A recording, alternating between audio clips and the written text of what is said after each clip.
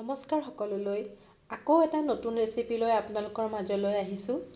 আজি আপোনালোকক বনাই দেখুৱাম আৰি মাছৰ সোৱাদ লগা এটা ৰেচিপি। এই ৰেচিপিটো বনাবলৈ যিখিনি বস্তুৰ দৰকাৰ মই ইয়াতে গোটেইখিনি ৰেডি কৰি ৰাখিছোঁ। প্ৰথমতেতো আৰি মাছটো এইটো আছেই, লগতে ইয়াত জহা কোমোৰা, এইখিনি গুড়ি কৰি ৰখা বেহাৰ, এইখিনি আদা নহৰু, কেঁচা জলকীয়া, দুটা বিলাহী লৈছোঁ, এটা ডাঙৰ পিঁয়াজ লৈছোঁ আৰু কেইটামান কাজু লৈছোঁ। প্ৰথমতে এতিয়া মাছখিনি ফ্ৰাই কৰি ল'ম।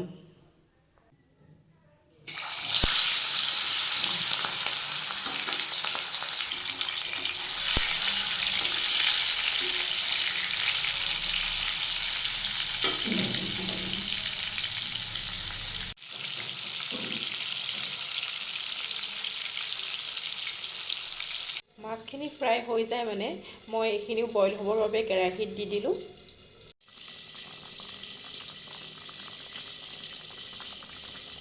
এইখিনি বইল হৈ গ'ল, এতিয়া এইখিনি মিক্সিত পেষ্ট বনাই ল'ম।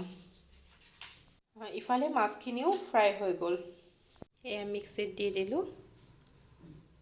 এইখিনি পেষ্ট হৈ গ'ল, খোলাৰ লগে লগে জহা কোমোৰা দিয়াৰ বাবে খুব ধুনীয়া স্মেল এটা আহিছে। এতিয়া কেৰাহীত অলপ তেল দি দিলোঁ। এতিয়া শুকান জলকীয়া আৰু তেজপাত দি দিছোঁ।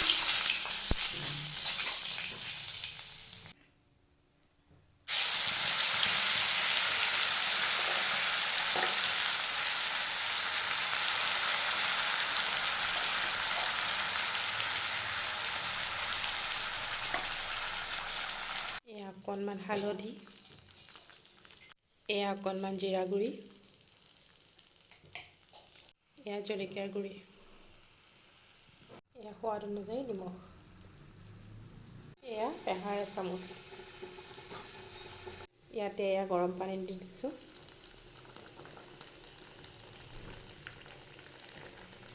এতিয়া ইয়াতে মাছখিনি দি যাম।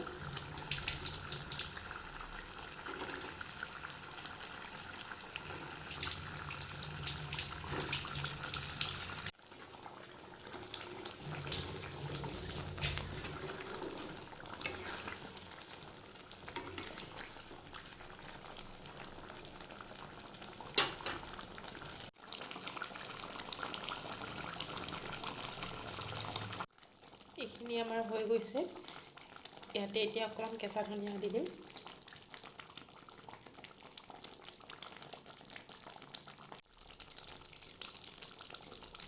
এয়া ৰেডি হৈ গ'ল আৰি মাছৰ তৰকাৰী। যদি আপোনালোকৰ মোৰ এই ৰেচিপিটো চাই ভাল লাগিলে তেতিয়াহ'লে লাইক, কমেণ্ট এণ্ড ছাবস্ক্ৰাইব কৰি দিব।